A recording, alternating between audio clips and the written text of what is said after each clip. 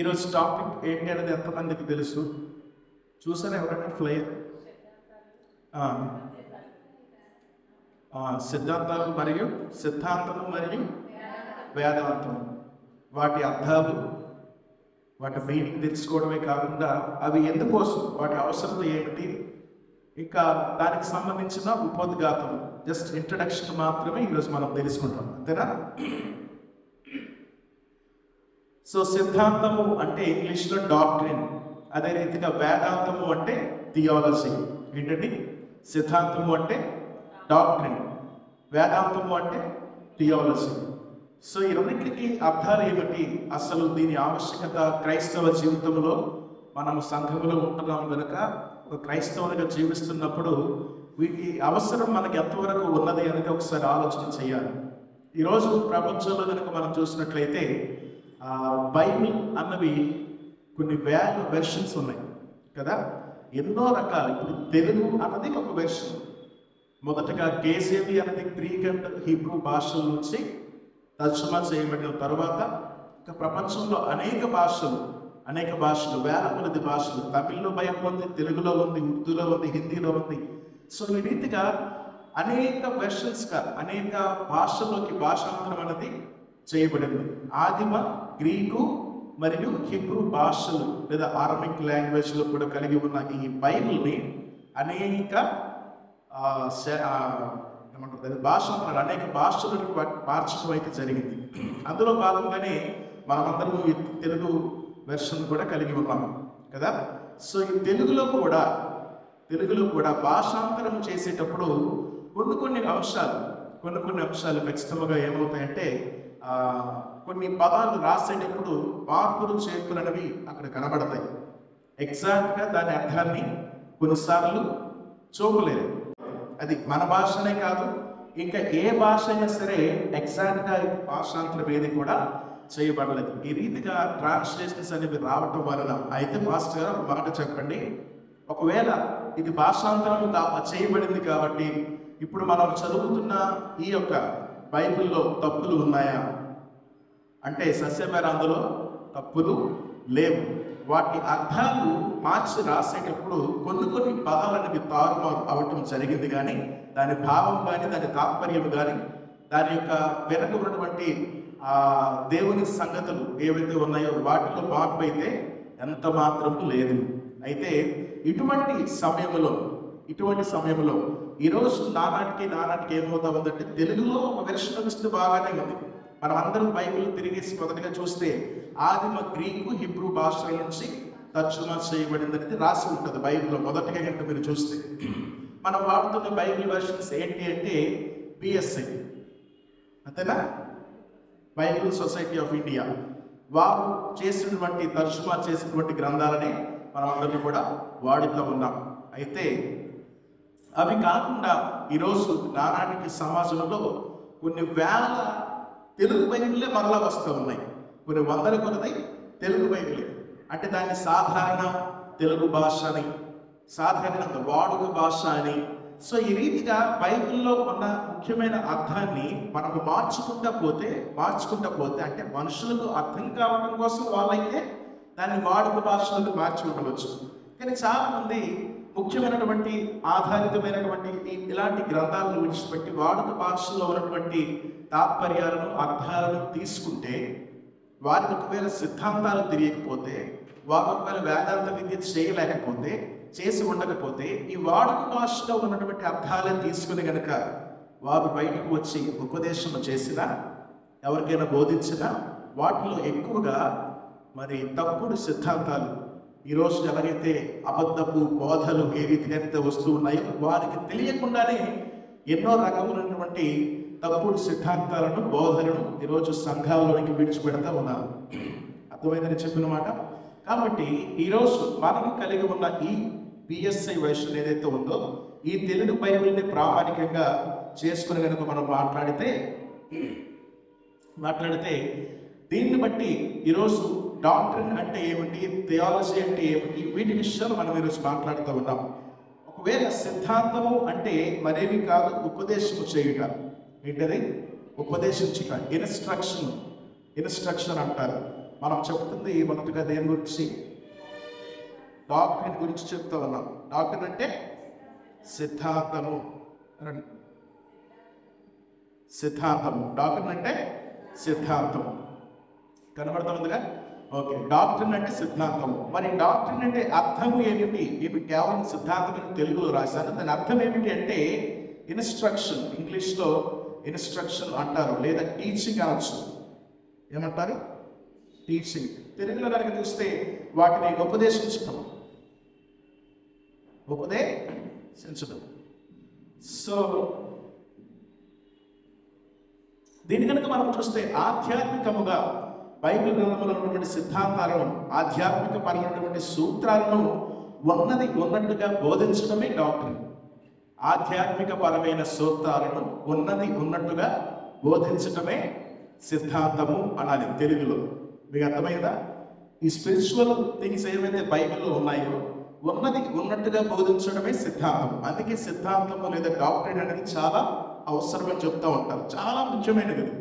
అది తెలియకుండా మనకు ఇష్టానుసారంగా ఎప్పుడు కూడా బైబిల్ని వ్యాఖ్యానము చేయకూడదు, అర్థం చేసుకోవడానికి ప్రయత్నాలు చేయకూడదు. సాధారణంగా కొన్ని సందర్భాలలో మనుషులు ఏం చేస్తూ ఉంటారంటే ఇట్లా బైబిల్ని ఓపెన్ చేసి వారికి నచ్చినట్టు వారు చదువుతూ ఉంటారు. ఒక ప్రణాళిక లేకుండా దాని అర్థాన్ని, ఒరిజినల్ మీనింగ్ని తెలుసుకోకుండా వారికి ఇష్టానుసారంగా చదివిస్తూ ఉంటారు. కానీ ఎప్పుడైనా బైబిల్ యొక్క ప్లాన్ ఏంటంటే, అంటే బైబిల్ని చదివే తీరు పద్ధతి ఏమిటంటే ఏదైనా అంశాన్ని, ఏదైనా చాప్టర్ని, ఏ అధ్యాయాన్ని మనం చదవచ్చు. కానీ ఆ చదువుతున్న అధ్యాయము మొదట అది ఎవరికి రాయబడింది, ఎవరు రాశారు, ఎందుకు రాశారు, దేనికోసం, దాని యొక్క ముఖ్యమైన ఉద్దేశం ఏమిటి అనేది ఆలోచన చేయాలి. చదివిన వెంటనే చాలా మంది ఎక్కడికి వెళ్ళిపోతారు? లైఫ్ అప్లికేషన్కి వెళ్ళిపోతారు. అక్కడ తమకు తాము అన్వయించుకోవడానికి పరిగెడతారు మొదట. అది సరైనటువంటి విధానం కాదు. ఈ మాట నా కోసమే అన్నట్టుగా కొంతమంది తీసుకుంటారు. అది లాస్ట్కి వెళ్ళాలి, అది ఆఖరికి వెళ్ళాలి. కానీ చదివే విధానం ఏంటంటే ఎప్పుడైనా బైబిల్ని మనము అధ్యయనం చేసేటప్పుడు మొదటగా ఏం చేయాలా? 1-3 సార్లు ఆ అధ్యాయాన్ని చదివి మొదటి ప్రశ్న ఎవరు రాశారు, ఎందుకు రాశారు, ఎవరికి రాశారు, ఇది ఒకటి పర్పస్, ఇంకోటి రిసీవర్ ఎవరు దాన్ని గ్రహించుకున్న వాళ్ళు, లేదా ఎవరి కోసం దాన్ని ఆ భక్తుడు రాశాడు అని తెలుసుకోవాలి. రాసిన వ్యక్తి కూడా ఎవరో తెలుసుకోవాలి. ఈ రాసిన వ్యక్తిని గురించి కూడా అధ్యయనం చేయాలి. ఫర్ ఎగ్జాంపుల్, లోకా భక్తుడు ఉన్నాడు. ఆయన ఎవరు? ఆయన వృత్తి ఏమిటి? డాక్టర్ కదా. సో ఒక డాక్టర్ అయినప్పుడు ఆయన రాసినటువంటి విధానం కనుక మనం చూస్తే ఎప్పుడు కూడా డాక్టర్ కాబట్టి, మీరు లోక సువార్తలు చదివిన అపోస్తుల కార్యం ఆ పద్ధతులు, అంటే ద రైటింగ్ స్టైల్ అంటారు కదా, వారు రాసిన విధానం మీరు చూసినప్పుడు ఎక్కువగా ఆ డాక్టర్కి సంబంధించిన టెర్మినాలజీ అందులో కనబడుతుంది. ఆ స్టైల్, ఆ మెథడ్ అందులో కనబడుతుంది. ఎందులో? రాసినటువంటి పత్రికలు. రాశారు కదా చాలా పత్రికలు. ఫర్ ఎగ్జాంపుల్, పౌలు భక్తుడికి వెళ్దాం. ఆయన ఎవరు? ఒక రోమా సైనికుడు. పౌలు భక్తుడు ఎవరు? రోమ సైనికుడు. సో రోమన్ సోల్జర్ కాబట్టి మీరు పౌలు రాసిన పత్రికల్లో చూడండి, ఎక్కడ చూసినా ఆ ఎనాలజీ, ఆ రైటింగ్ స్టైల్ ఎట్లా ఉంటుందంటే, ఆయన రాసిన విధానం కనుక ఆలోచన చేస్తే ఎలా ఉంటుంది? ఒక సైనికుడు రాసినట్టుగానే ఉంటుంది. ఏదైనా మనము పోరాడుతున్నది, ఎవరు పోరాడతారు? సైనికులు సాధారణంగా యుద్ధం కోసం పోరాడతారు. అంటే ఆ స్టైల్ ఆఫ్ రైటింగ్ అబ్జర్వ్ చేశారా? ఆయన స్వతహాగా ఒక రోమన్ సోల్జర్ కాబట్టి, ఆయన స్వతహాగా ఒక సోల్జర్, ఒక సైనికుడు కాబట్టి ఆయన రాసే విధానంలో అది కూడా దాని మీద ఇన్ఫ్లుయెన్స్ అయ్యింది. సో ఆ రీతిగా మనం రాసేటప్పుడు కూడా ఈ విషయాలన్నీ రాయడం అక్కడ జరిగింది. ఆ రీతిగా చాలా మంది అది అర్థం చేసుకోకపోతే, ఆయన ఎందుకోసం రాశాడో మనకు అర్థం కాదు. అది కనుక అర్థం చేసుకోకపోతే దేనికోసం రాసిన అర్థం కాదు. కాబట్టి బైబిల్ చదివేటప్పుడు ముఖ్యంగా జ్ఞాపకం చేసుకోవాల్సింది ఏంటి జ్ఞాపకం చేసుకోవాలి? 1-3 సార్లు చదవాలి. అర్థమైందా? అట్లీస్ట్ 3 times ఆ పారాగ్రాఫ్ని చదవాలి. చదివిన తర్వాత ఎవరికి రాశారు, అది ఎవరు రాశారు, ఎవరికి ఎందుకు రాశారు, ఎవరికి రాశారు, ఈ రీతిగా ఒక 3 ప్రశ్నలు వేసుకుంటే దాని ముఖ్యమైన ఉద్దేశం నీకు అర్థమవుతుంది. అప్పుడు ఓహో, ఆ ప్రాంతంలో ఈ రీతిగా ప్రజలు జీవిస్తూ ఉన్నారు, వారిని కరెక్ట్ చేయడం కోసం భక్తుడు ఈ సందర్భాన్ని ఎంచుకొని వారిని గద్దించినట్టుగా మనం చూస్తాం. బైబిల్లో అటువంటి లేఖలు అనేకం పౌలు భక్తుడు రాసినట్టుగా కూడా చూస్తాం. సో మనకేమర్థమైందంటే ఎవరైనా సరే రాసిన భక్తుడు ఎందుకు రాశాడు, ఎవరికి రాశాడని తెలుసుకుంటే దాని యొక్క మెయిన్ థీమ్, మెయిన్ ఉద్దేశం అనేది తెలిసిపోతుంది మొదట. ఆ తర్వాత ఓకే, ఇప్పుడు ఈ ప్యాసేజ్లో నేనేం అర్థం చేసుకోగలను, దేవుడు నాతో ఏం మాట్లాడుతూ ఉన్నాడు, నా జీవితానికి ఎటువంటి లైఫ్ అప్లికేషన్ దేవుడు నాకు ఇస్తూ ఉన్నాడు అన్నది అప్పుడు రావాలి. చాలా మంది ఇలా కాకుండా ఏదో పై అట్లా చదివేస్తూ వెళ్ళిపోతామని చెప్పేసి గ్రంథాలు పూర్తి చేసినా మనకి అవగతం కాదు, అంతగా అర్థం కాదు. అలా కాకుండా ఎలా చదవడం మొదలు పెడితే ఖచ్చితంగా దాని యొక్క ముఖ్యమైన ఉద్దేశం మనకు అర్థమవుతున్నప్పుడు, ఆ ఉద్దేశం తెలుసుకున్నప్పుడు దాని చరిత్ర తెలుసుకోవాలనిపిస్తుంది, ఇంకా ముందుకు వెళ్ళాలనిపిస్తుంది, ఇంకొంచెం అట్లా చదవాలనిపిస్తుంది. కాబట్టి వాటన్నిటికీ దోహదం చేసేది ఏమిటి అంటే, నువ్వు చదివేటప్పుడు ఆ చదివే విధానం, బైబిల్ని ధ్యానించే విధానం, ఇవన్నీ దేని మీద ఆధారపడి ఉంటుందంటే నీవు నేర్చుకున్న డాక్ట్రిన్ మీద ఆధారపడి ఉంటుంది. డాక్ట్రిన్ అంటే మొదట చెప్పాం, ఇన్స్ట్రక్షన్. దేవుడు మనకిచ్చిన దీనిని మన జీవితంలోకి అన్వయించుకొని దాని ప్రకారంగా జీవిస్తూ జీవించకుండా బోధించడానికి అర్హత లేదు. కేవలం మనము జీవిస్తేనే మనము దాని ప్రకారంగా ఇతరులకి బోధించాలి. అలా చేయని ఎడల 200 శిక్ష మన మీదకి వస్తుంది. క్రీస్తు కూడా అనేక మార్లు నీ కంటిలో దూరం ఉంచుకొని ఎదుటి వారి కంటిలో నలుసునందుకు వెతుకుతూ ఉన్నామని అడిగాము. సో ఆ రీతిగా ఎప్పుడైనా సరే మనము ముందు బైబిల్ గ్రంథం చదివేటప్పుడు మనకు రీకరెక్ట్ చేస్తుంది. ఏదైనా మనలో తప్పిదం ఉంటే ఖచ్చితంగా అది మనల్ని ఏం చేస్తుంది, గద్దిస్తుంది. దేవుని మాటలు గద్దించినప్పుడు మనం కరెక్ట్ చేసుకోవాలి, మన జీవితాన్ని కరెక్ట్ చేసుకొని ఆ విషయంలో ఈ సహోదరునికి మరలను చెప్పవచ్చు. కానీ మనం సరి చేసుకోకుండా దాని విషయమే మాట్లాడితే అది మనకు శాపమే కానీ ఆశీర్వాదకరం కాదు. రైట్. సో డాక్టర్ అంటే ఏం లేదేమో చెప్పాను, ఇన్స్ట్రక్షన్ ఆఫ్ టీచింగ్. మనం ముఖ్యంగా ఉపదేశించడం, తెలుగులో ఉపదేశించడం.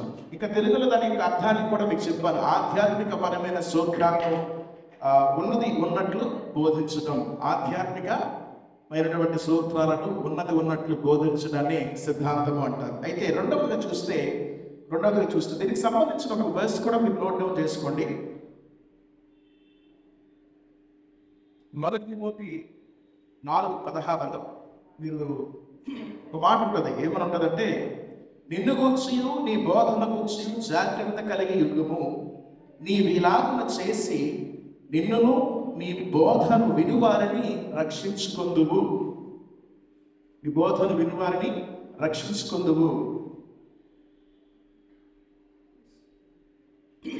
రైట్. చూడండి, 1 తిమోతి 4:16 ఏమనంటే ఉన్నాడు, నిన్ను గూర్చియు నీ బోధను గూర్చియు జాగ్రత్త కలిగి ఉండుము, నీవిలాగున చేసి వీటిలో నిలకడగా ఉండి నిన్నును నీ బోధను వినువారిని రక్షించుకుందుకు అంటూ ఉన్నాడు. ఎవరెవరిని రక్షించుకుంటావు? నిన్ను నీవు రక్షించుకుంటావు, నీ బోధను వినేవారిని కూడా రక్షించుకుంటావు. సో ఇప్పుడు అర్థమవుతా ఉందా? ఈ రక్షించుకోవడం అన్న మాటల్లో చాలా సాటిస్ఫాక్షన్ వస్తూ ఉంది. ఎందుకంటే మనం రక్షించుకుంటాము, మన ద్వారా మనం కూడా ఇతరులు కూడా రక్షించవచ్చు. చాలా సాటిస్ఫాక్షన్ అనేది నీకు వస్తూ ఉంది. కానీ దానికంటే ముఖ్యంగా నిన్ను గూర్చియు నీ బోధను గూర్చియు జాగ్రత్త కలిగి ఉండుము. మనము బోధించేటప్పుడు ఏం కలిగి ఉండాలి? జాగ్రత్త. సరి అయిన బోధను మనం బోధించకపోయినా, కొన్ని సందర్భాల్లో సరైన సిద్ధాంతాన్ని మనం తెలుసుకోలేకపోయినా ఏం జరుగుతుంది తప్పిదము అంటే, వక్రబుద్ధి గలవారు లేదా ఎవరైతే మరి దేవుని సువార్తలు గాక వేరొక సువార్తను ఎవరైతే తీసుకుని వస్తారో వాటి వైపు మన చెవులు దురదశకులు కలిగినవే ఏమవుతాయి? ఆసక్తిని చూపుతాయి. ఎప్పుడైతే నీకు నిజమైన సిద్ధాంతము, ఎప్పుడైతే నీకు నిజంగా ఇది అసలైన సత్యము అనే డాక్యుమెంట్గా ఎప్పుడైతే నువ్వు ఉంటావో, అంటే ఇక పళ్ళకు తినట్టు అర్థం అనమాట. ఇదే సత్యం, దీనికి మించిన సత్యం మరొకటి లేదు అని ఎప్పుడు తెలుస్తుందంటే, బైబిల్ నుంచి దాటి వెళ్లకుండా ఎంతవరకు అయితే మనం అర్థం చేసుకుంటామో అదంతా కూడా సర్వసత్యమే. కొన్ని సందర్భాలలో చాలా మంది ఈ బైబిల్లో ఉన్నది కాక వేరొక విషయాలను ప్రస్తావన చేస్తారు, వేరొక విషయాలను ప్రకటిస్తారు, వేరొక విషయాలను వారు చెప్పేటప్పుడు ఏమవుతా ఉన్నది అంటే, బైబిల్లో ఉన్నట్టు వారు చెప్పుటలేదు కానీ లేనిది వారు తగిలించి చెప్తూ ఉన్నారు. మీకు అటువంటి వారు మీ జీవితంలో ఎదురయ్యారో లేదో, నాకు మాత్రం చాలామంది ఆ రీతిగా ఎదురయ్యారు. వారు బైబిల్లో ఇప్పుడు ఇందులో ఒక పొల్లైనను తీయడానికి లేదు, కలపడానికి లేదు. అలా కలిపితే ఏమవుతుంది? వాడికి ఇందులో ఉన్నటువంటి రోగములన్నీ, తెగుళ్ళన్నీ వాడికి వ్యాపిస్తాయి అన్నాడు దేవుడు. సో తీయడానికి కానీ వేయడానికి కానీ మనకు అధికారం లేదు. కానీ చాలా మంది ఇది కాకుండా దీనికి చాలా మంది ఏం చేస్తారు, బయట దీనికి తగిలించేవారు ఉన్నారు, దీన్ని పెంచుకుంటా పోయేవారు ఉన్నారు, దీన్ని పెంచుకుంటూ పోయేవారు. కొత్తగా వారికి ఇంకనూ దేవుడు అనేకమైనటువంటి రెవల్యూషన్స్ మాకు ఇస్తూ ఉన్నాడు. దేవుడు ఇంకనూ కొత్త ఏమంటారు వాక్యాలను దేవుడు మాకు తెలియజేస్తూ ఉన్నాడు. దర్శనాల ద్వారా కొత్త పుస్తకాలను మాకు ఇస్తూ ఉన్నాడు అని చెప్పేవాళ్ళు ఉన్నారు. దేవదూతలే వచ్చి పుస్తకాలు మా ఇంట్లో పెట్టి వెళ్తున్నాయి అని చెప్పేవాళ్ళు ఉన్నారు. ఈ రీతిగా అనేక మంది వారి ఊహల నుంచి, వారి కల్పనల నుంచి, ఎందుకంటే దేవుడు వాక్యం సెలవిస్తూ ఉంది, ఇది ఊహన బట్టి పుట్టినది కాదు. This is final. This is the final revolution of God. Bible అనేది ఏదైతే ఉన్నదో దీనికి మించుతులేదు, ఇదే లాస్టింగ్. దేవుడు నీతో మాట్లాడాలి అంటే దేంతో మాట్లాడతాడు?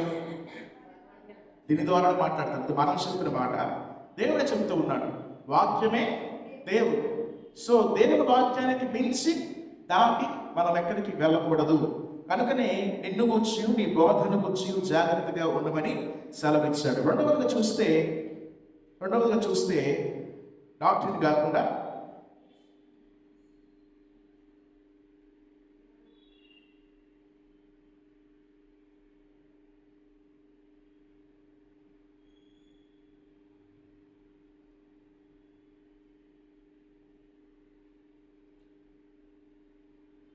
రెండవది థియాలజీ. థియాలజీ అంటే ఏంటని చెప్పాం? వేదాంతం. థియాలజీ అంటే వేదాంతం అని చెప్పాం. ఇప్పుడు ఈ వేదాంతం అంటే ఏమిటి అంటే సింపుల్. దీంట్లో రెండు పదాలు ఉన్నాయి. ఏంటంటే అవి అంటే ఒకటి థియో, రెండవది ఆలజీ. ఓకేనా? రెండు పదాలు. సాధారణంగా థియో అన్న పదము గ్రీకు పదం. ఇది గ్రీకులో థెయోస్ అంటే గాడ్ అని అర్థం. థెయోస్ అంటే అర్థం ఏంటి? గాడ్. కనబడతా ఉందా? థెయోస్ అంటే ఇది గ్రీకు పదం. ఇక్కడ నేను రాసింది ఇది గ్రీకు పదం. ఈ గ్రీకు పదానికి అర్థం ఏమిటి అంటే గాడ్. ఆలజీ అంటే స్టడీ. ఆలజీ అంటే ఏంటి? స్టడీ. సో ఇప్పుడు అర్థం చేసుకోండి.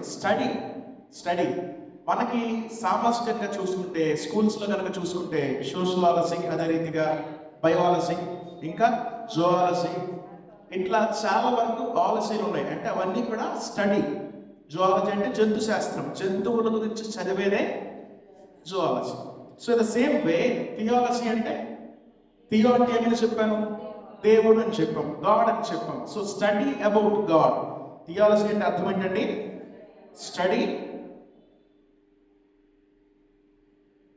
Study about God. ఇది థియాలజీ అంటే. దాని అర్థం ఏంటి? థియాలజీ అంటే అర్థం ఏంటి? Study about God. దేవుని గురించి చదవడమే థియాలజీ. నిజముగా ఈ థియాలజీ అన్నది ఒక క్రైస్తవుని జీవితంలో చాలా చాలా చాలా అవసరం. ఏదైతే సిద్ధాంతం మొదట మనం నేర్చుకున్నామో, మన లైఫ్లోని ఆధ్యాత్మిక పరమైనటువంటి సూత్రాలను ఉన్నట్లుగా ఆచరించి బోధించడమే సిద్ధాంతం.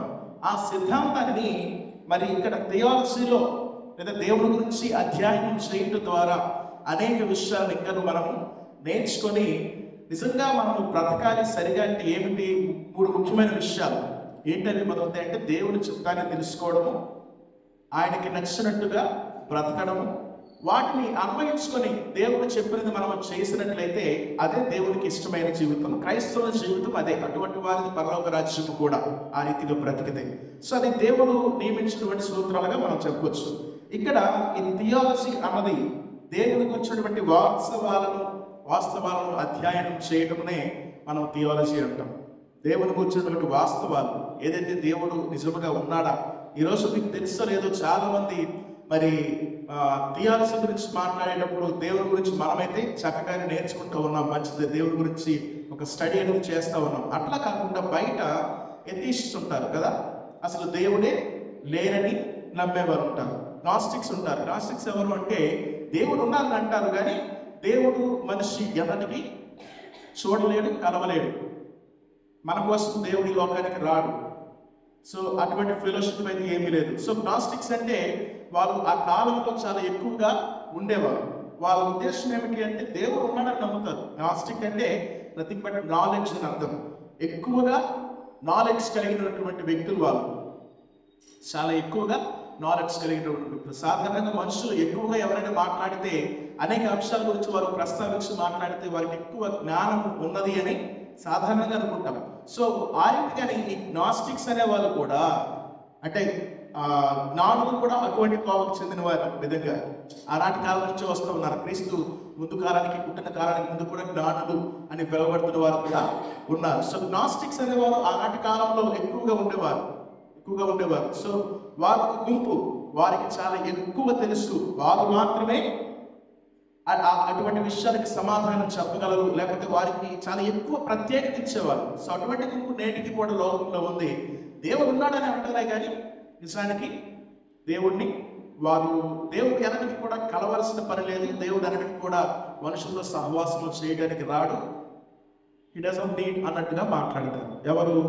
గ్నాస్టిక్స్ అనేవాళ్ళు. సో ఈ రీతిగా దేవుడి గురించి మనం ఇంకా ముందుకు తెలుసుకుంటాం. థియాలజీలో అసలు ఎన్ని రకాలైనటువంటి దేవుడు అన్న పదానికి ఉన్నాడు, లేడు అనే రెండు మనకు తెలుసు. మనం ఉన్నాడు అంటాం, లేడు అనే గుంపు కూడా ఉన్నారు. వాళ్ళు ఏమంటారో మనకు తెలుసు. ఏమంటారు వాళ్ళని? ఎథీస్ట్ అంటాం. థీస్టిక్ అంటే ఉన్నాడు అని నమ్మేవారు. ముందు పెట్టడం వల్ల లేదు అంటారు, అంతే. సంభవానికి అసంభవాన్ని ఎట్లా పెడుతున్నారు? ఇన్ ద సేమ్ వే థీస్టిక్ అంటే దేవుడు ఉన్నాడు అని నమ్మే గుంపు. అదే రీతిగా ఎథీస్ట్ అంటే వాళ్ళు లేడు అని నమ్ముతారు, దేవుడు లేడు అని. దీనికి మధ్యలో ఉన్నవారు గ్నాస్టిక్స్. కొంచెం తెలివి మీరిన వారు అనొచ్చు మన భాషలో, ఈ అతి తెలివి కలిగిన వారు కూడా అనొచ్చు. సో వాళ్ళు ఏంటంటే ఉన్నాడంటారు కానీ బయటికి దేన్ని కూడా సరిగ్గా చెప్పదు. ఇలాంటి గుంపులు మనం సోషల్ మీడియాలో కూడా చాలా వరకు చూస్తూ ఉంటాం అటువంటి వారిని. సో థియాలజీ అన్నది ఏదైతే ఉందో అది theology is biblical.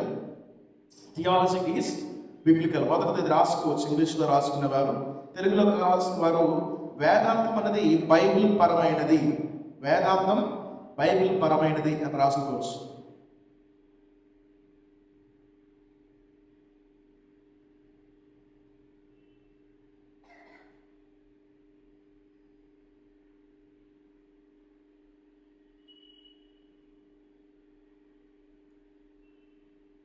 Theology is biblical. ఇది బైబిల్ పరమైనది. బైబిల్ చదివితే కానీ దేవుని గురించి అధ్యయనం చేయడం అనేది అసంభవం. దేవుని గురించి తెలుసుకోవడం అనేది అసంభవం. సాధారణంగా there is 2 revolutions in the world అని చెప్పవచ్చు. ఏంటి? మొదటిది అంటే జనరల్ రెవల్యూషన్, సాధారణమైనటువంటి ప్రత్యక్షత. రెండవది స్పెషల్ రెవల్యూషన్. ఏంటి ఆ స్పెషల్ రెవల్యూషన్ అంటే? జనరల్ రెవల్యూషన్ అంటే ఈ సృష్టిని చూసినప్పుడు దేవుడు ఉన్నాడు అని ఏ వ్యక్తి అయినా చెప్పగలుగుతాడు. అందుకే వారికి వెళ్ళి అడిగితే దేవుని యొక్క కొంచెం సంగతులు సృష్టి మనకు అనేకము నేర్పుతుంది. అసలు ఈ సృష్టి ఏ రీతిగా తనకు తాను ఎవాల్యుయేట్ అవుతా ఉన్నది, ఈ రీతిగా అది ప్రతిదినము కూడా క్రమము తప్పకుండా తిరుగుతూ ఉంది అంటే క్రమము తప్పిన మనుషులు చేయడం వల్ల కాదు, క్రమమైనటువంటి దేవుడు దాన్ని వెనక్కి నడిపిస్తూ ఉన్నాడు. కాబట్టి అంత క్రమంగా అది దాని పని అది చేసుకుంటూ పోతా ఉంది. కాబట్టి సృష్టికి వెళ్ళి అడిగేటప్పుడు దేవుడి గురించిన సంగతులు అనేకం తెలియజేస్తాడు. కాబట్టి దేవుడి గురించి తెలుసుకోవడంలో జనరల్ రెవల్యూషన్ ద్వారా ఏం మనకు అర్థమవుతా ఉందంటే, సృష్టిని చూసేటప్పుడు ఖచ్చితంగా దేవుడు ఉన్నాడనే సంగతిని తెలియజేస్తుంది. స్పెషల్ రెవల్యూషన్లో దేవుని యొక్క గ్రంథం, ఈ బైబిల్లో ఉన్న విషయాలు దేవుడు స్పెషల్ రెవల్యూషన్ ద్వారా, అనగా దేవుని గురించి అనేకమైన విషయాలు మరింతగా ఎక్కువగా తెలుసుకోవడానికి ఏర్పాటు చేసిందే స్పెషల్ రెవల్యూషన్. అందులో మరింత ప్రేమించి మన కొరకు దేవుడిని, అనగా తన అద్వితీయ కుమారుడిని మన కొరకు క్రీస్తుని ఈ లోకానికి పంపుట ద్వారా దేవుని యొక్క చిత్తాన్ని, దేవుని యొక్క ముఖాన్ని మనం ఎప్పుడు చూడాలా. ఆయన ప్రత్యక్షతను అందులో చూడగలిగాం మనం అంటే క్రీస్తులో చూడగలిగాం. ఈ రీతిగా దేవుడు మనల్ని ప్రేమించాడు. కాబట్టి అనేకమైన విషయాలు ఈ బైబిల్ గ్రంథాన్ని చదువుట ద్వారా మనకు తెలియజేస్తూ ఉన్నాడు. ఈ విషయాలన్నీ దేవుడు మనకు తెలియజెప్పకపోతే ఈ సృష్టి క్రమం ఏ రీతిగా జరిగిందో, మనుషులు ఏ రీతిగా వచ్చారో, పాపం ఏ రీతిగా వచ్చిందో, ఈ లోకం ఏ రీతిగా కొనసాగక ఉందో, ఈ విషయాలు ఏవి కూడా తెలియవు.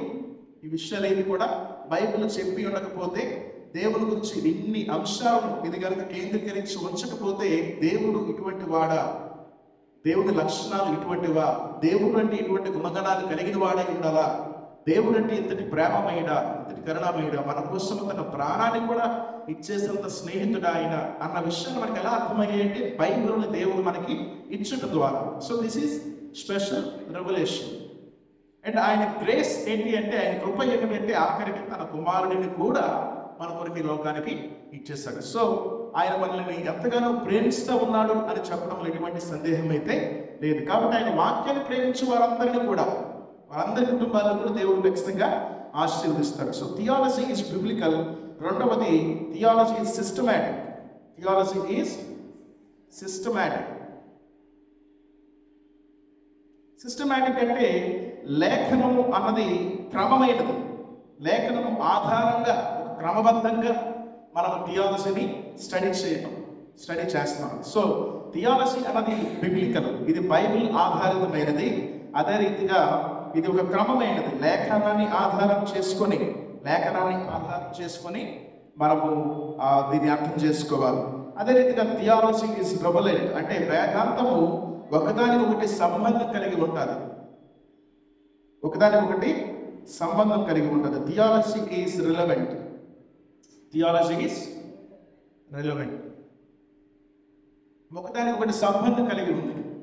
సంబంధం అంటే ఈ బైబిల్ గ్రంథం వచ్చేసరికి మనకి ఏమేమి కనబడుతూ ఉంది? చరిత్ర ఉంటుంది. ఎప్పుడైనా అబ్జర్వ్ చేశారా? చరిత్ర ఉందా లేదా? ఎంతో హిస్టరీ బైబిల్లో దాగి ఉన్నట్టుగా మనం చూస్తాము. ఎన్నో సంస్కృతులు కనబడతాయి, ఎన్నో ఆచారాలు కనబడతాయి, ఎన్నో వ్యక్తిగత వ్యక్తులు కనబడుతూ ఉంటారు, వారి మనస్తత్వాలు కనబడతాయి. ఈ రీతిగా బైబిల్ కనుక మనం చూసినట్లయితే ఒకదానికొకటి సంబంధం కలిగి, కొంత ఇచ్చుట కొంత అచ్చుట ఉన్నప్పటికీ ఒకదానికొకటి సంబంధము కలిగి ఎన్నో విషయాలు కలగలిపి మనుషుల కొరకు దేవుడు మనకి ఇచ్చాడు ఈ గ్రంథాన్ని. సో దేవుని గురించి మనము నేర్చుకోవడానికి ప్రయత్నిస్తేనే థియాలజీ అనగా దేవుని గురించి అధ్యయనం చేయటము, దేవుని గురించి నేర్చుకోవడం, అది ప్రారంభిస్తే ఈ విషయాలు మనకి అర్థమయ్యేలా దేవుడు చేస్తాడు. ఎన్నో గొప్ప విషయాలు ఉంటాయి. సో అదే రీతిగా థియాలజీ ఇస్ రెలవెంట్. అదే రీతిగా థియాలజీ ఇస్ కాంటెంపరరీ, అన్ని కాలాలకు సరిపోయినది. ఈ వేదాంతం అనేది ఏంటి? అన్ని కాలాలకు సరిపోయినది. ఈ కాలానికి అని కాదు, వచ్చే కాలానికి, మన ముందు భవిష్యత్ తరాలకు అన్నిటికీ కూడా సరిపోతుంది. కాంటెంపరరీ. థియాలజీ ఈజ్ కాంటెంపరరీ అంటే అన్ని కాలాలకు, వేదాంతము అన్ని కాలాలకు సరిపోయినది. Theology is practical. వేదాంతం అనేది ప్రయోగాత్మకమైనది. వేదాంతం అనేది ఏంటండి? ప్రయోగాత్మకమైనది. సో సిద్ధాంతపరమైనటువంటి విషయాలు తెలుసుకుంటే సరికాదు. కేవలం డాక్టర్ని తెలుసుకొని వదిలేసాం అంటే సరికాదు. కానీ ఈ డాక్టర్ని తెలుసుకున్న తరువాత దాని ప్రకారంగా నడుచుకోవడమే ముఖ్యమైన దేవుని ఉద్దేశం. కనుకనే ఇక్కడ అంటూ ఉన్నాడు మరలా, థియాలజీ ఈజ్ ప్రాక్టికల్. థియాలజీ అనేది సిద్ధాంతపరమైనది కాకుండా మానవ జీవితాన్ని ప్రభావితం చేసేటటువంటి అధ్యాయనమే దేవుని గురించి మనం తెలుసుకోవటం అన్నది. సో దేవుని గురించి తెలుసుకునే క్రమంలో ఇటువంటి అనేక అంశాలు ఇంకనూ ఉన్నాయి. సో ఇప్పుడు మనము థియాలజీ అంటే ఏమిటో చూస్తాము. వచ్చే వారంలో దాని సంపూర్ణత ఏమిటనేది మనం ఇంకా చూస్తాము. సాధారణంగా క్రైస్తవత్వంలో చూసుకున్నట్లయితే చాలా ముఖ్యమైనవి ఏమిటి అంటే 10 డాక్ట్రిన్స్ ఉంటాయి. ఏంటండి? 10 డాక్ట్రిన్స్ ఉంటాయి. ఈ 10 సిద్ధాంతాలు కనుక ఎవరైతే నేర్చుకుంటారో, ఎవరైతే తెలుసుకుంటారో, బైబిల్ని అవలీలగా ప్రతి అంశాన్ని వారు అర్థం చేసుకునే జ్ఞానాన్ని దేవుడు వారికి ఇస్తాడు. అవి చదివినప్పుడు ఏ రీతిగా, ఏ దృష్టితో మనము ఆ అధ్యాయాన్ని చదవాలి, ఏ దృష్టితో దాన్ని మనం అధ్యయనం చేయాలి, ఎలా దీన్ని ఎక్స్పోజిట్ చేయాలి అన్న విషయాలు చాలా క్లియర్గా మనకు అర్థమవుతాయి. ఎప్పుడు ఈ 10 సిద్ధాంతాలని బేసిక్ డాక్ట్రిన్స్ అంటారు, వీటిని సిస్టమాటిక్ థియాలజీ అంటారు. వీటిని మనం తెలుసుకున్నప్పుడు ఖచ్చితంగా దేవుడు మనకి అనేక విషయాలు నేర్పిస్తాడు. ఇప్పుడు చెప్పిన రీతిగానే మొదటిది ఏమిటి అంటే మొదటిది ఏమిటి అంటే బయట బాగా కనబడుతుందేమో కదా. ఓకే, మొదటిది చూద్దాం. ఇప్పుడు మనం చదివాం కొంతవరకు, ఇంకా చాలా అంశాలు ఉన్నాయి. మొదటిది థియాలజీ. చెప్పండి, థియాలజీ అంటే దేవుని గురించి చదివేది. కాబట్టి దీన్ని దైవ శాస్త్రం అన్నాం. ఏమన్నాం? దైవ శాస్త్రం.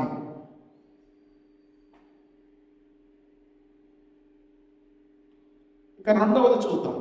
రెండవది ఏంటి అంటే బిబ్లియాలజీ. ముందేం చెప్పాము? థియో అంటే గాడ్ అని చెప్పాను కదా. సో థియో అంటే గాడ్ అన్నప్పుడు థియాలజీ అనేది ఏమైంది? దైవశాస్త్రం అయింది. ఇదేంటి ఇప్పుడు మనం చెప్తుంది? బిబ్లియాలజీ. బిబ్లియాలజీ అంటే ఏమవ్వాలి? ఇందులో ఏ పదం వస్తూ ఉంది? ఇది study of Bible, simple. Theo అంటే గాడ్ అని చెప్పాం మనము. అదే రీతిగా బిబ్లోస్ అనే గ్రీకు పదం నుంచి వచ్చింది బైబిల్. సో ఇప్పుడు ఏమైంది? బిబ్లియాలజీ అయ్యింది కదా. బిబ్లియాలజీ అయింది కాబట్టి దీన్ని ఏమో చేస్తాము? బైబిల్ శాస్త్రము, సాంఘిక శాస్త్రము అని ఏ రీతిగా పిలుస్తామో దీనిని బైబిల్ గురించి చదివేదాన్ని బైబిల్ శాస్త్రము అంటాం. అసలు బైబిల్ గురించి మనం ఎన్నో విషయాలు నేర్చుకోవాలి. అందులో ఇంకా చాలా విషయాలు ఉన్నాయి. మీరు నిరంతరము వచ్చినట్లయితేనే అర్థమవుతాయి. దైవశాస్త్రం గురించి వచ్చే వారంలో కంప్లీట్గా మనము నేర్చుకుంటాం. బిబ్లియాలజీకి వచ్చేసరికి ఇండిస్ట్రక్టబిలిటీ ఆఫ్ ద బైబిల్ అన్న ఒక విషయం ఉంటుంది. అంటే ఒక అంశం ఉన్నది. అది చాలా గొప్ప అంశం. ఎందుకంటే ఇన్ని వేల సంవత్సరాల నుంచి మరి బైబిల్ అనేది చెదిరిపోకుండా ఎలా ఉంచబడింది. ఈరోజు మనం గ్రామాల్లోకి వెళ్తా ఉంటేనే మన దగ్గర ఉన్న బైబిల్ తీసుకొని వారు కాల్చేస్తూ ఉన్నారు, నీటి పాలు చేస్తూ ఉన్నారు. ఈ రీతిగా ఎంతోమంది తమ ద్వేషాన్ని వెళ్ళగొక్కుతూ ఉన్నారు. మరి అటువంటి వారు గతంలో లేరా? ఎందుకు లేరు? కోకొల్లల మంది ఎప్పటి నుంచో వస్తున్నదే కదా. కాబట్టి ఇట్లాంటి పరిస్థితుల్లో కూడా ఈ బైబిల్ అనేది ఎలా సస్టైన్ అవ్వగలిగినది అన్నది కూడా మనం నేర్చుకుంటాం. దానికి ఒక గొప్ప చరిత్ర ఉంది దాని వెనక. దానిని ఇండిస్ట్రక్టబిలిటీ ఆఫ్ ద బైబిల్ అంటారు. ఇండిస్ట్రక్టబుల్ అంటే దాన్ని ఎవరు డిస్ట్రాక్ట్ చేయలేరు, నాశనం ఎవరు కూడా చేయలేరు. ఎందుకంటే దాని వెనక ఉన్నది ఎవరు? దేవుడు కాబట్టి. సో ఆ విషయము మనుషులకు అర్థం కాక వారి ప్రయోగాలు వారు చేస్తూనే ఉంటారు. వాటిలో వారు విఫలం అవుతూనే వస్తుంటారు. బైబిల్ శాస్త్రం అనేది రెండవది. ఇక మూడవ శాస్త్రం ఏమిటి అంటే క్రిస్టాలజీ.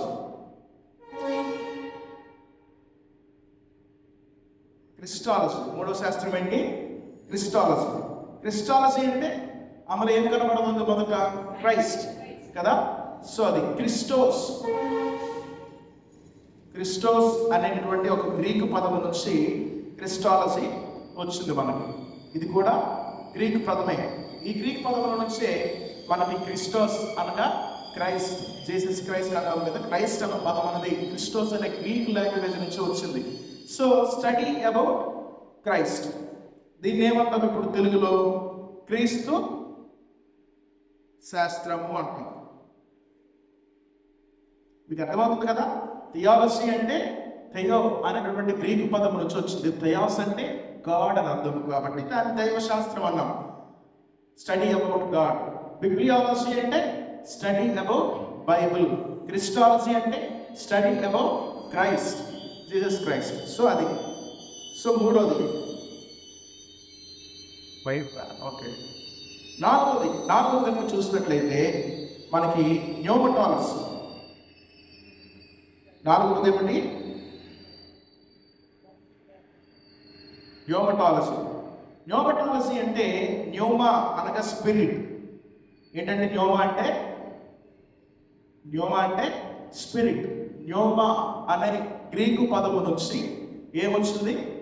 న్యూమటాలజీ అనే ఒక శాస్త్రం, లేదా ఆ పేరు వచ్చింది. శాస్త్రం కాదు కానీ న్యూమా అనేటటువంటి పేరు అనగా ఆ హోలీ స్పిరిట్ గురించి మాట్లాడుతూ ఉంది. అర్థమవుతుందా? స్పిరిట్, ఆత్మను గురించి తెలియజేసేది. న్యూమా అన్న గ్రీక్ పదానికి ఆత్మ అనేటువంటి అర్థం వస్తుంది. కాబట్టి స్టడీ అబౌట్ స్పిరిట్ అంటే ఆత్మ శాస్త్రము. ఏమంటారు? ఆత్మశాస్త్రము.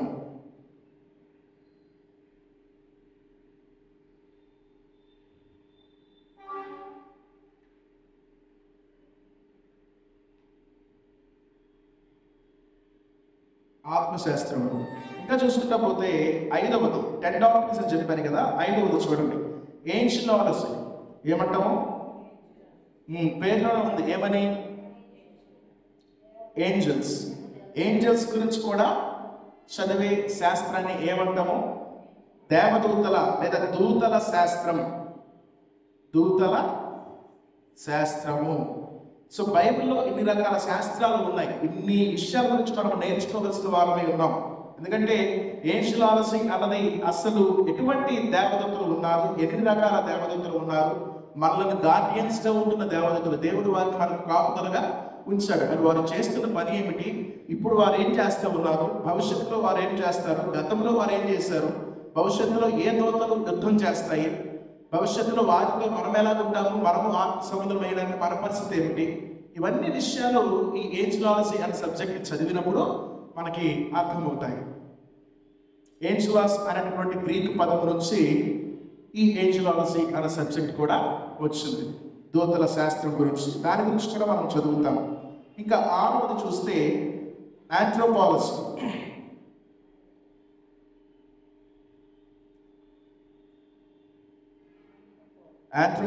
ఆంథ్రోపాలజీ అంటే study of man. Study of man అంటే ఇది మానవ శాస్త్రం. ఏ శాస్త్రం అనేది? మానవ శాస్త్రము.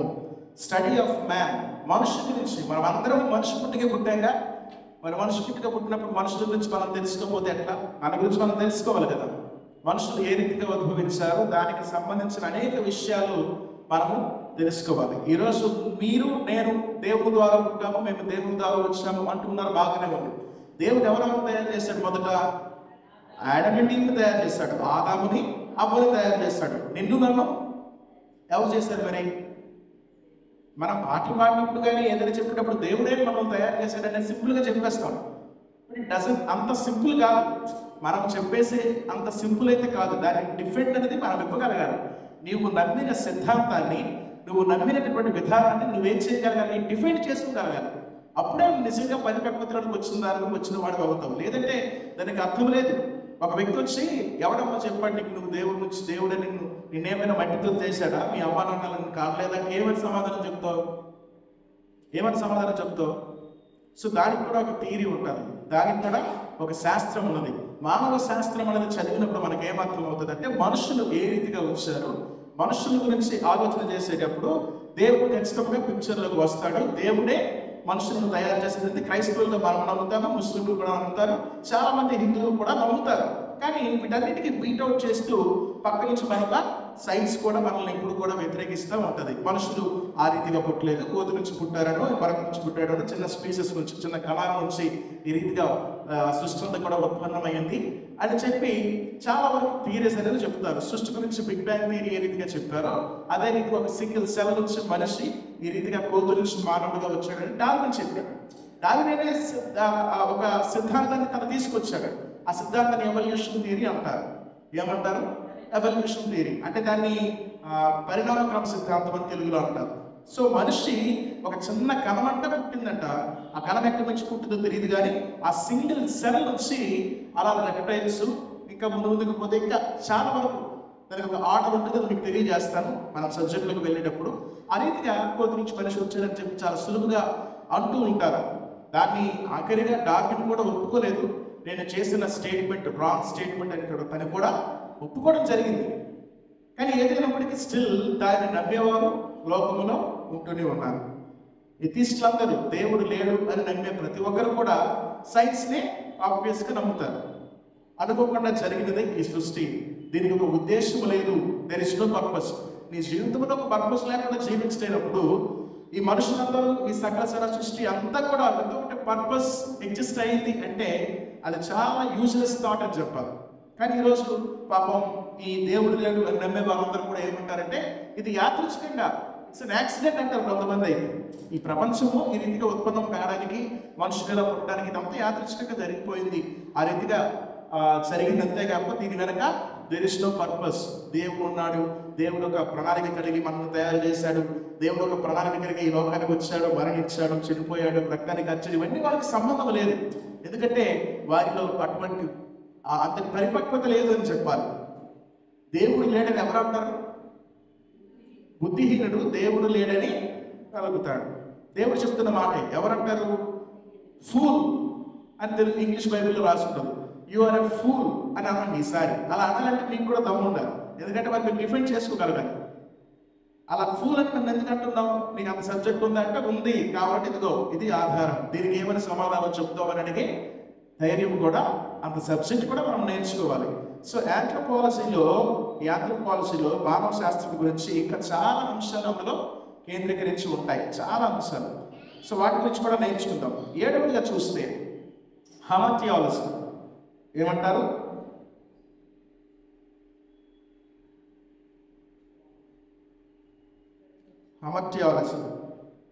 హమాథియాలజీ అంటే హమాథియా అన్న పదం మీకు కనబడుతుంది కదా.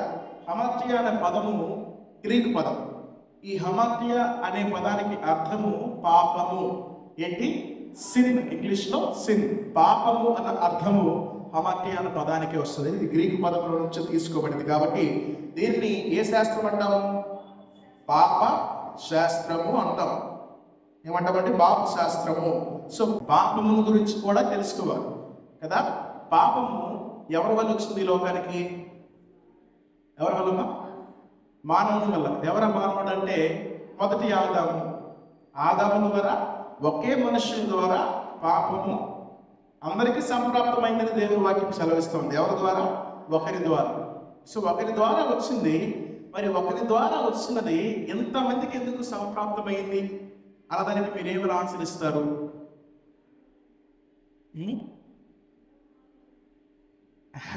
చెప్పండి. అందరము మానవులమే, మంచిదే, నాకు అర్థమైంది. సో మనం మానవుడు ఎక్కడ ఒకటి చేసిన తప్పు, ఇప్పుడు ఈ స్వరూప తప్పు చేసిందండి, స్వరూప తప్పు చేసిందని చెప్పి వెనకొనటువంటి ప్రవీణ్ అని ఉరిశిక్ష వేస్తామంటే అవుతుందా? దీని ఏదో తప్పు చేసింది, ఉరిశిక్ష పడేంత తప్పు చేసింది అనుకోండి. తప్పు చేసింది ఎవరు? ఆ పాపం ఎవరికి చుట్టాలి? ఆ శిక్ష ఎవరికి పడాలి? ఇక్కడ వరకు ఆగిపోవాలి. కానీ ఏమైంది? అది అందరికీ సంప్రాప్తమైంది. సో అలా ఆలోచించినప్పుడు అది ఇంజస్టిస్ కాదా? అది అన్యాయం కాదా? అన్యాయమే కదా. చెప్పండి. దానికి సమాధానం ఎట్లా చెప్తారు? బైబిల్ నమ్మిన వారుగా, దేవుని నమ్మిన వారుగా. దేవుడు చెప్తా ఉన్నాడు, ఒక మనుషుడు పాపం చేయడం ద్వారా అందరినీ కూడా ఆల్ హ్యావ్ సిన్ అన్నాడు. మీరందరూ పాపము చేసి దేవుడు అనుగ్రహించి మహిమను కోల్పోయారు. ఎట్లా? అది ఎలా తెలుసుకుంటాం? దానికి సమాధానాలు హమాథియా చదివినప్పుడు మనం చూసుకుందాం. హమాథియాలజీలో దానికి సంబంధించిన పాప శాస్త్రాన్ని గురించి సంబంధించి మనం చదువుకునేటప్పుడు ఆ అంశాలు కూడా మనకి దేవుడు నేర్పిస్తాడు. ఇంకా చూస్తే 8వది సొటీరియాలజీ. ఏంటండి? సొటీరియాలజీ.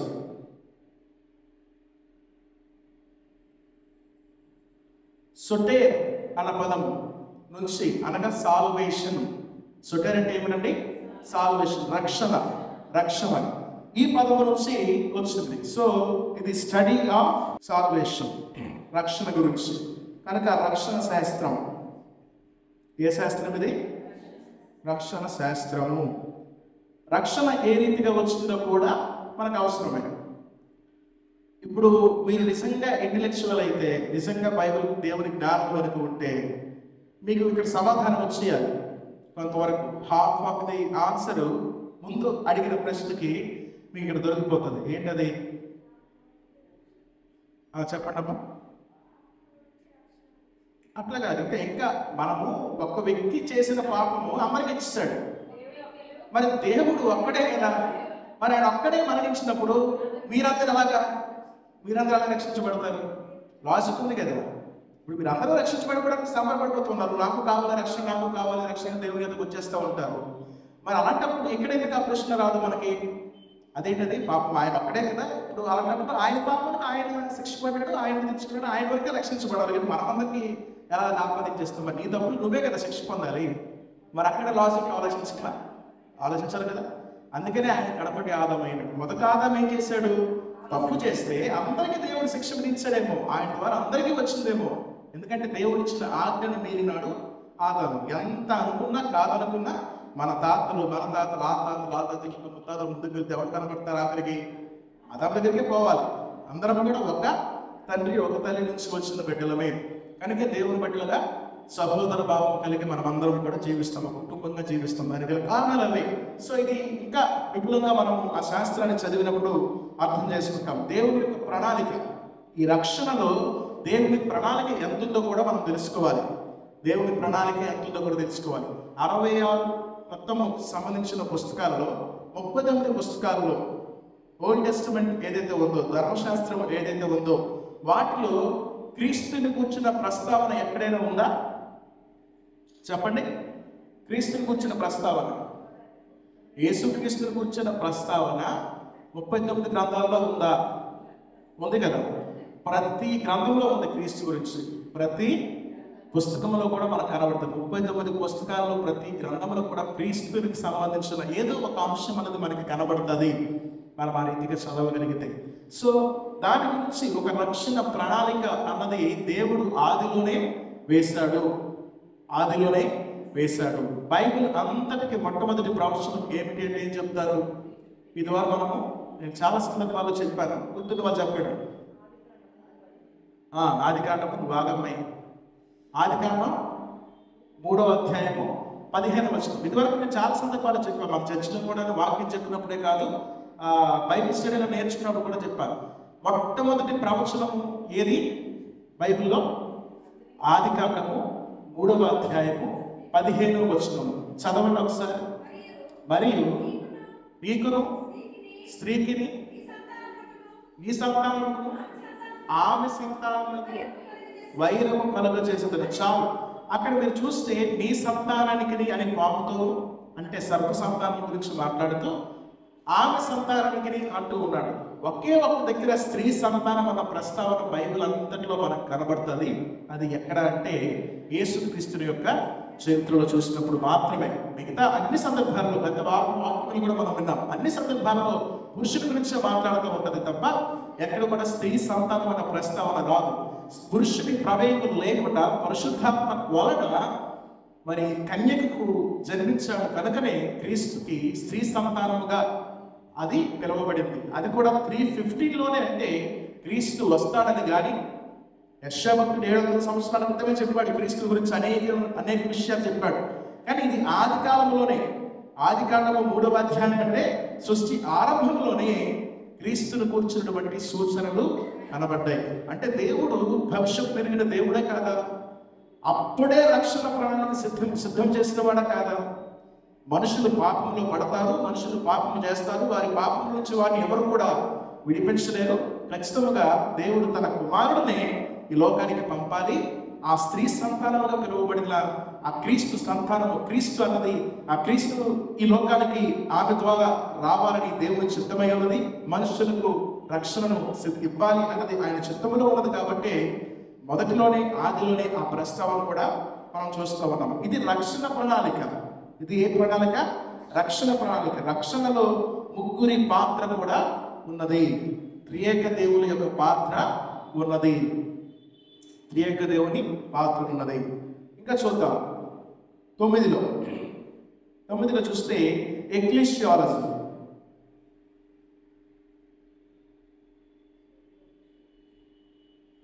ఎక్లీషియా అన్న పదానికి అర్థం ఏమిటి అంటే, ఎక్లీషియా అన్న పదానికి అర్థము చర్చ్.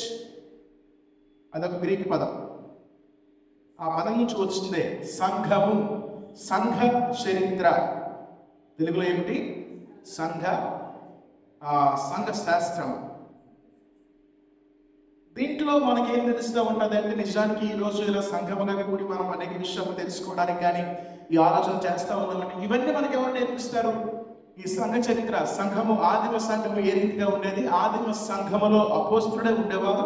మరి అపోస్తుల కాలంలో వాళ్ళు చేసిన బోధ ఏమిటి? క్రీస్తు ఏ బోధ నేర్పించాడు?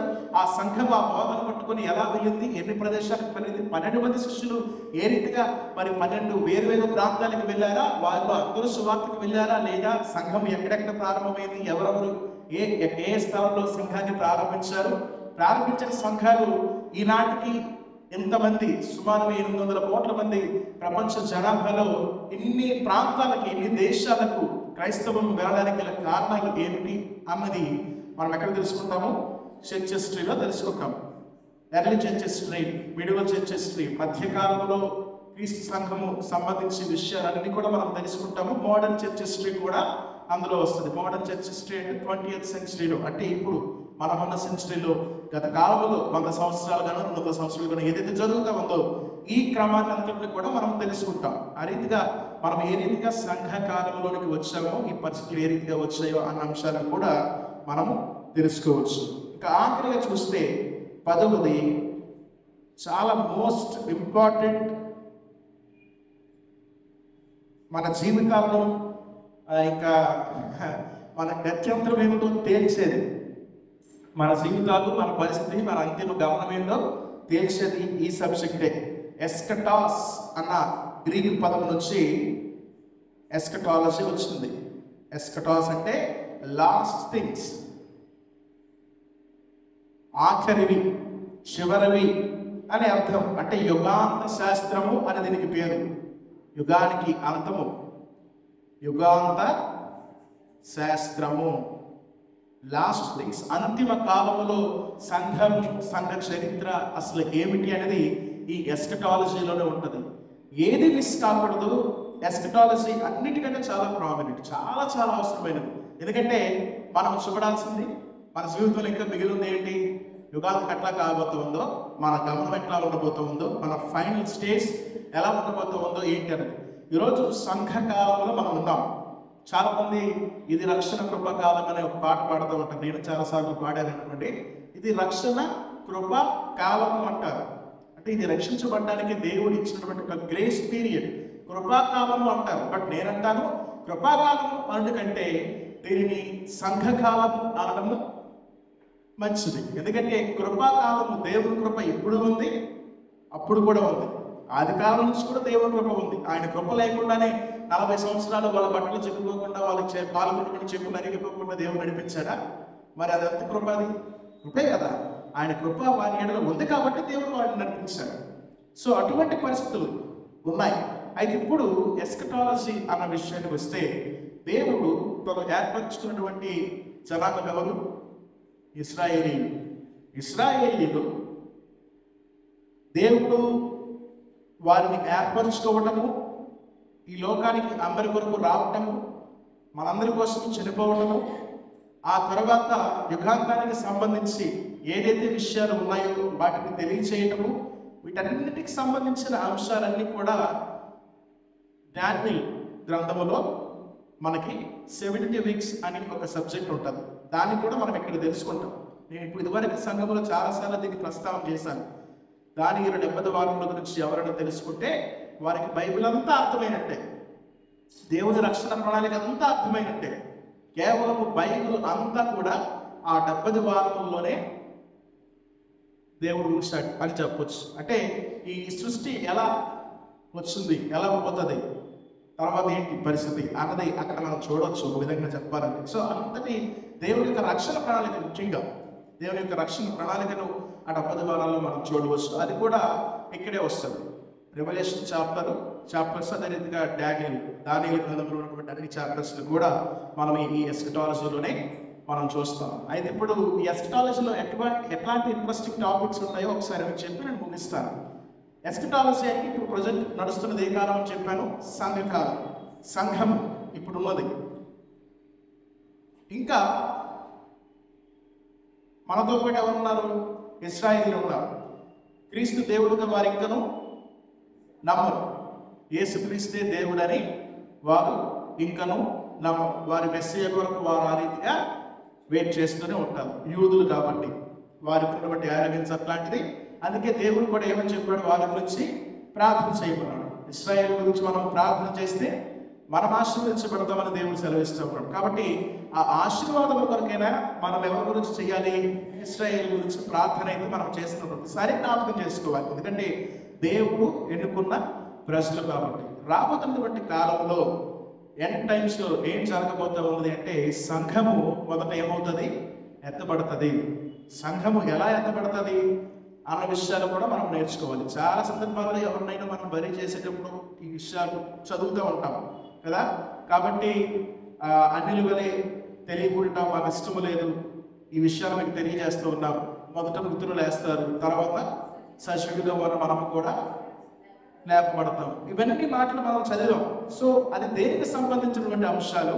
అసలు నిజముగా సంఘము ఎప్పుడు లేపబడుతుంది? చాలా మందిలో ఉన్నటువంటి ప్రశ్నలు ఇవి.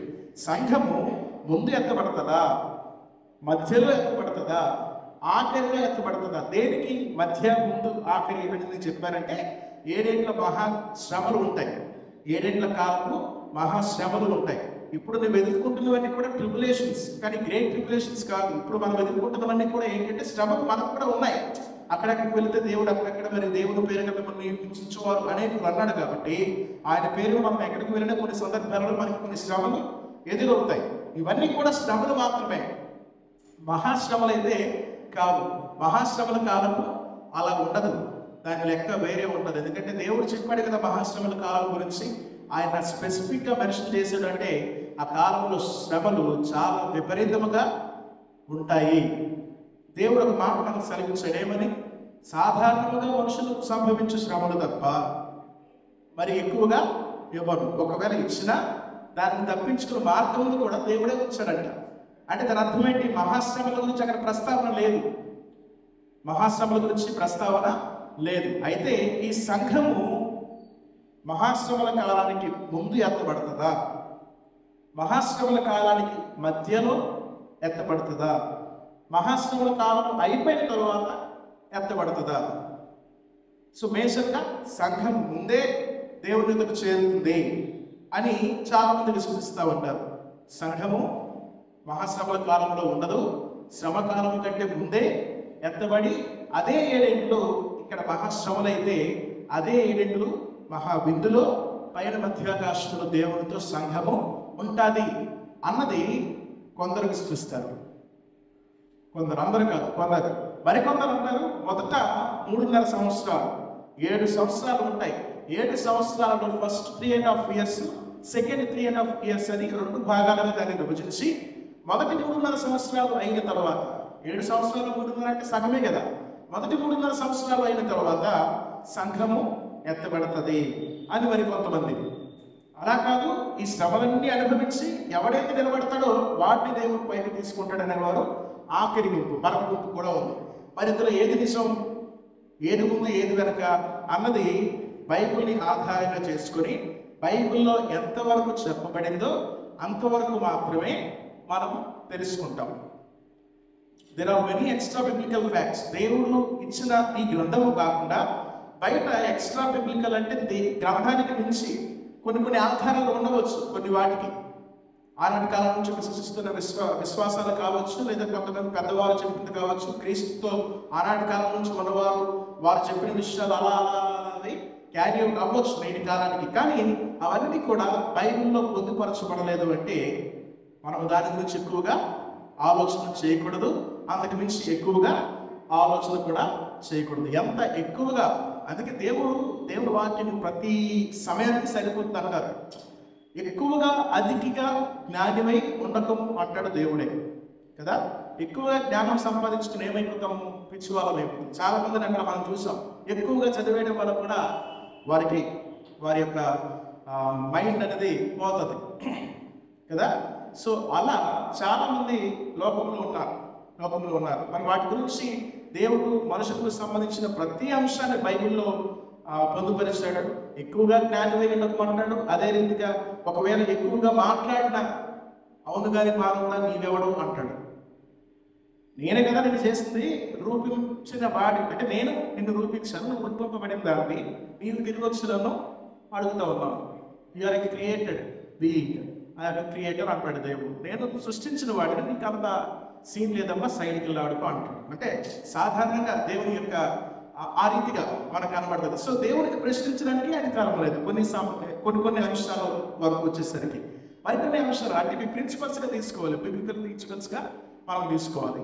అదే దేవుని కూడా అంశంలో నీవు ఎరుగుదువా అన్న ప్రశ్న కూడా వేస్తారు. మరీ గూఢమైన అంశాల్లో దేవుడు మనకి తెలియపరచలేదు.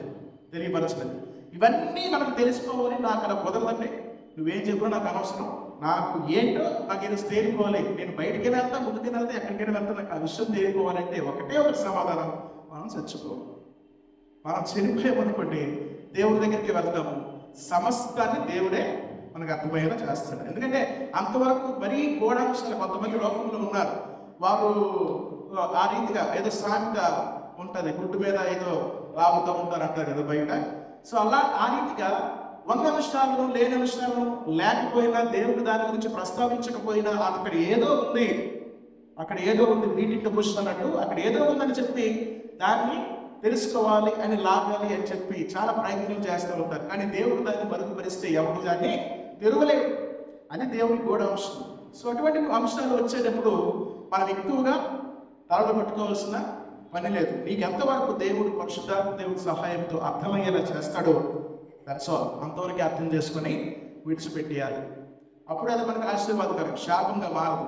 ఎందుకంటే దేవుడు ఇచ్చిన లిమిట్స్లో మనం ఉన్నాము. ఆయన కింద మనం యోగ్యునిగా, దేవునికి విధేయత చూపిన వారుగా ఉన్నవారుగా ఉంటాం. కాబట్టి ఇన్ని అంశాలు ఉన్నాయి. 10 డాక్ట్రిన్స్ చెప్పాను, ఒకసారి రిపీట్ చేయండి. 10 డాక్ట్రిన్స్: దైవ శాస్త్రము, బైబిల్ శాస్త్రము, క్రీస్తు శాస్త్రము, ఆత్మశాస్త్రము, దూతల శాస్త్రము, మానవ శాస్త్రము, పాపశాస్త్రము, రక్షణ శాస్త్రము, సంఘశాస్త్రము, యుగాంత శాస్త్రము. సో వచ్చే వారంలో మనము థియాలజీ మొదటిది ఏదైతే ఉందో దైవ శాస్త్రం. ఈ దైవ శాస్త్రము అన్నది మనము నేర్చుకుంటాం.